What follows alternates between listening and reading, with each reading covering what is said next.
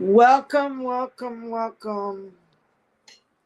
I hope you're hearing me. Let me see if you're hearing me. Let's see. Mic settings. I hope you guys are hearing me. Let me go look and see if you guys are hearing me finally. Let's see if this issue has been. I'm so sorry, guys. We've been having some technical difficulties. But we'll figure this out one way or another. Let's see. Uh, let's see. Do you guys hear me? Sorry, guys. Yeah. Okay, so you are hearing me. So that's good to hear. That is great. Let's see. Let's bring the comments on here. All right, guys. Welcome, welcome, welcome to the Rosie Lastra Podcast. Okay, welcome, my sun blazers and heroes. Tonight's episode is extremely emotional, so bear with me. If this is your first time here, my name is Rosie Lastra.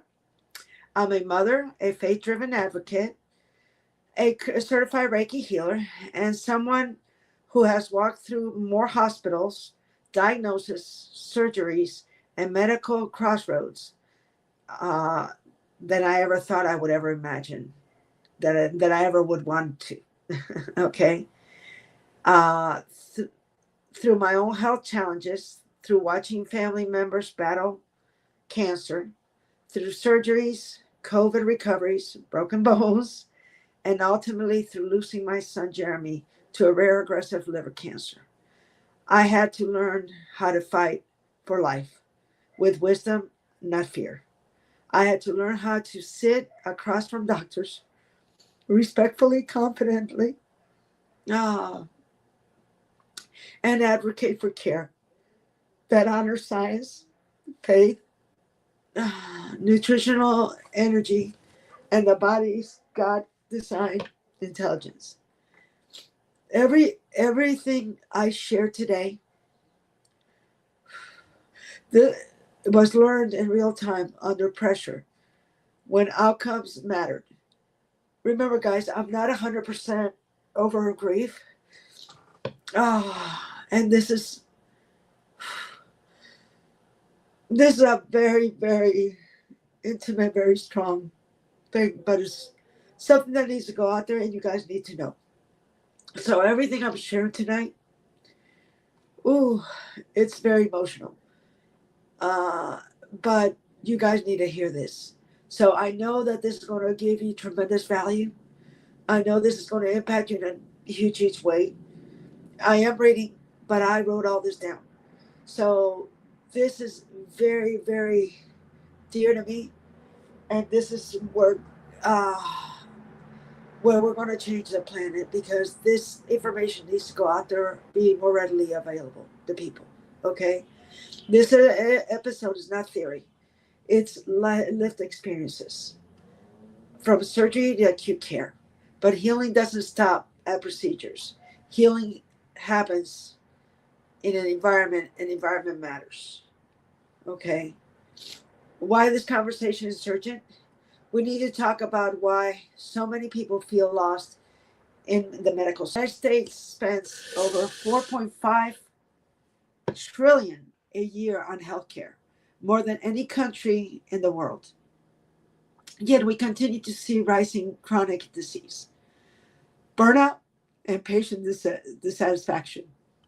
At the same time, the global wellness industry has surpassed 6 trillion. Americans are spending billions out of pocket on holistic and integrative care. Recent nutrition surveys show that less than half of Americans fully trust the healthcare system and trust in doctors. Oh, breathe. Yeah, when you guys are going through massive emotional situations, it's always really good to breathe, okay? Breathe in through your nose. and out through your mouth. Ooh. Okay, so I was showing you techniques as well. Okay, so Americans are spending billions out of pocket on holistic and integrative care, and trust is dropping when it comes to our medical system. And recent nutrition surveys show that less than half of Americans fully trust the healthcare system, and trust in doctors has declined sharply over the last decade. Why? Because people feel rushed, dismissed, over medicated, and disconnected from their own healing. And that's so true. This doesn't mean that doctors are failing. It means the system is incomplete. And that's where East meets West matters. Okay? I didn't reject medicine. I expanded it. Let me be clear. I did not reject Western medicine. I partnered with it. Western medicine is exceptional at diagnostics, emergency intervention, surgery, and acute care.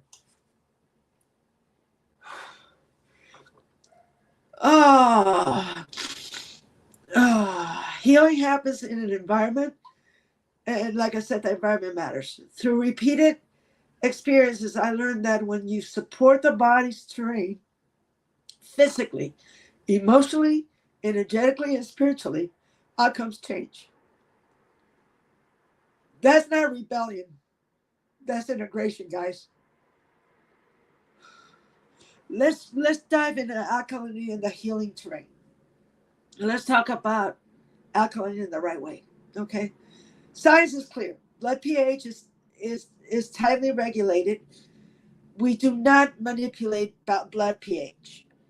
But science also shows chronic inflammation produces acidic byproducts in tissues. Acidic environments stress cells and mitochondria. Inflammation shows repair and immune response.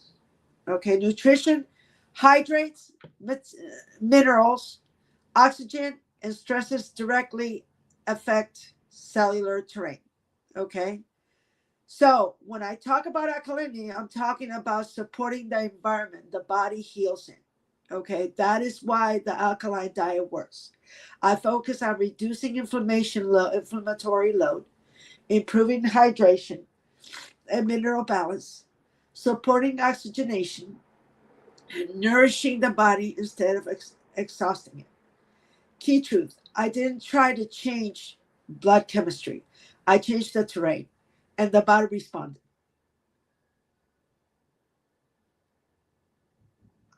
I mean, I did. This alkaline diet was incredible. It all started when my stepmom was diagnosed with pancreatic cancer, and it was pretty much the oncologist had only given her 2 months of life.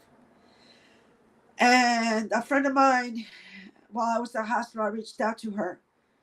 Her name is Fabi, and she reminded me about her husband, Esteban, and how he had a 90.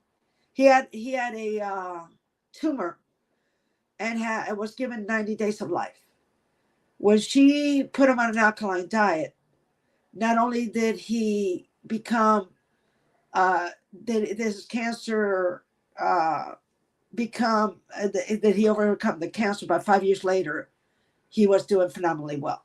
Okay, so when she reminded me of that, I went ahead and plus I had already had a scientist in my life who had told me about alkalinity, who had told me, he guaranteed me that if I give my stepmom the 7.5 and above, in 90 days, how cancer would die. So I moved on it. And we went ahead and put her on an alkaline diet. And I went ahead and cleaned out her house. I went ahead and my dad, her, and me, all three of us got on the alkaline diet. And 8 months later, that same oncologist, when he saw us in the hospital, he asked me, he says, "Is that your stepmom?" And I said, "Yeah." He says, "Well, let me explain something to you. What when I diagnosed her, that you asked me about term of life, and I told you you don't want to know, just enjoy every minute with her. I was only giving her 2 months. So any time she's lived beyond that is because of that nutritional diet you have her on, that alkaline diet. Okay, guys. So she lived an extra year, a little over a year, actually about a year and a month, almost a year and a month, from the time he had given her. So, and I never was able to get her a body 7.5 because she never drank enough water.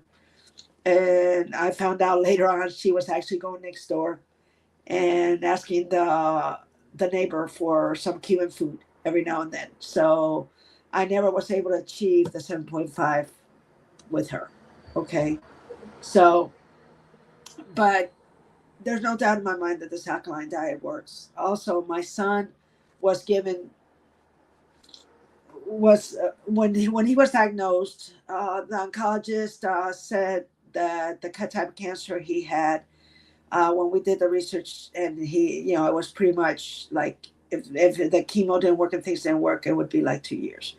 Uh, he ended up lasting 4 years. During the process, he too went on the alkaline diet, and during the process, uh, the oncologist that told me at the beginning he did not believe, he could not endorse the alkaline diet because it hadn't been proven and hadn't been backed, also came back and told us that Jeremy's tumors had been significantly shrunk, and what he was giving Jeremy wasn't supposed to reduce the tumors; it was just stopping the growth.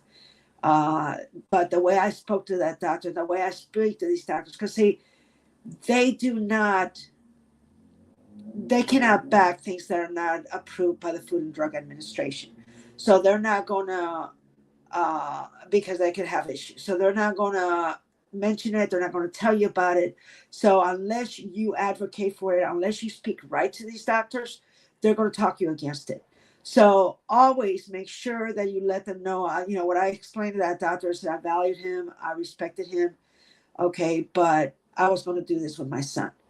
And he said, okay. He says, go ahead. I just didn't want to interfere with anything he was doing. And he said it's healthier, so go for it. So we did. And because of it, uh, Jeremy's life was extended. Okay. Unfortunately, with time, Jeremy could not handle the diet. And he asked me, Ma, he says, I, I, I can't continue doing this. This is not me. And he chose not to continue the diet. But I know it. I know that this works. Okay. Another thing I want to get into is that when Jeremy uh, was in the hospital, uh, there's a thing called blue light and biological signaling. Uh, Let me explain that to you a little bit. Let me give you the terminology. Western medicine already uses light therapy for circadian rhythm disorders, depression, skin healing, and wound recovery. Light is information to the body. Blue light, when used therapeutically and intentionally, influences hormones signaling, cellular communication, alertness, and recovery cycles. When I combine light therapy with medical care, nutrition, energy work, prayer, and rest, I saw improvements in energy, sleep, recovery, speed, and mental clarity. Jeremy was in the hospital because his kidneys and livers were failing a few months before, unfortunately, he passed. And they were like, you could tell that, and they were saying things like, maybe he needs to go on hospice. And then you could tell that the doctor did not believe that would make it home. And I just, something switched within me. And I remember a conversation with a gentleman who told me that through blue light therapy, he was able to help his wife come, who had a sepsis. Okay, so, and I remember that the blue light therapy reduces infection. So I went ahead and got me a blue light, and I beamed it at his kidneys and his liver. I went ahead and had a Reiki therapist come, and between her and I, we did Reiki on him steadily. We prayed a lot. We did Reiki a lot. We used the blue light, and within less than a day, it went from nothing is working to, oh my God, he's responding. And it's a miracle. Okay, and those were the words that kept coming out, is miraculous. It's a miracle. So Western medicine treats structure. Eastern medicine supports signals. Together they work, guys. They do work. Doctors, I respect your expertise. I'm choosing, this is how you can speak to doctors, and this is how basically I spoke to the doctor in Tampa. Okay, doctors, I respect your expertise. I'm choosing to add supportive therapies that are evidence-based and non-interfering. Can we work together to monetize outcomes? I asked, what should I avoid so I don't interfere with treatment? What markers can we track together? What's our shared goal for the next 30 days? Advocacy is not opposition, it's collaboration. And that's what we need to learn, guys. We need to learn to collaborate with these doctors. We don't have to go against them.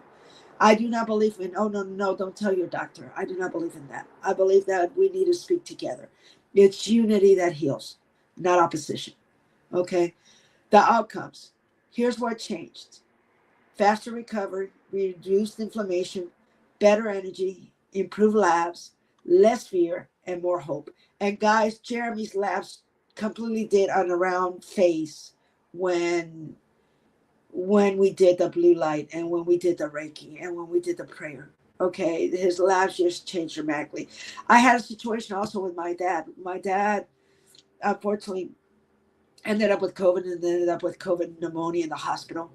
And he unfortunately died because of the COVID pneumonia. Well, COVID pneumonia, because he also had what's called myelodysplastic syndrome. Myelodysplastic syndrome is a disease where your spine, doesn't produce the platelets you need in blood to stop excessive bleeding. And because of it, my dad was having to have massive amounts of blood transfusions. And between that and COVID pneumonia, unfortunately, he passed. But during that time that he was in the hospital, I was very successful at the beginning to be able to show doctors how certain products that I was using at the time would benefit. And they were alkaline based products. And at first I was told, no, no, no, you can't have this here. But after speaking to doctors and then showing them what we had and explaining them that my dad felt like it helped them, and then reading what the products contained, they allowed it. And when my dad would take these products, and they were just alkaline based. It's like if you were taking fruits and vegetables and putting them in a bottle. Okay, so it's massive fruits and vegetables. And every time that he would be doing the massive fruits and vegetables, his blood work would start reflecting. Even the scans, the pneumonia would start reducing. But then a new doctor would come in and would tell me, oh, no, no, no, you can't have those products here.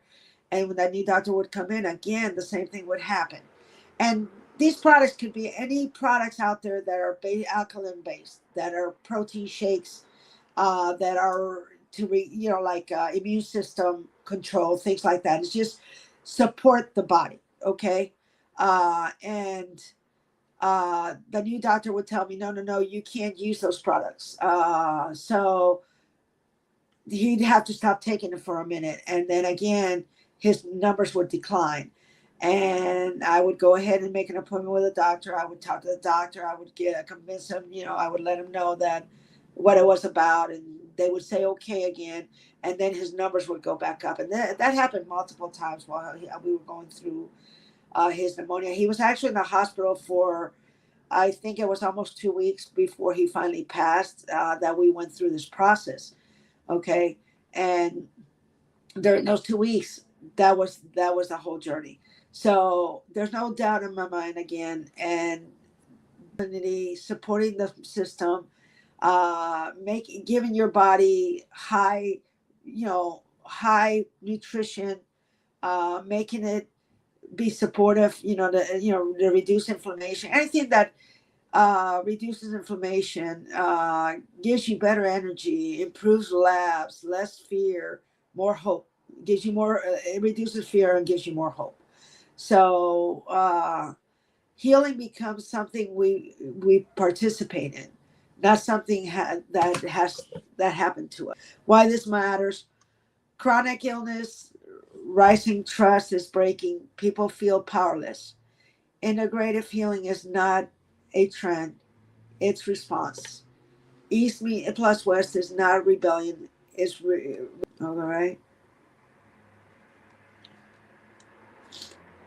If this episode spoke to you guys, subscribe, share, and send it to someone navigating healing.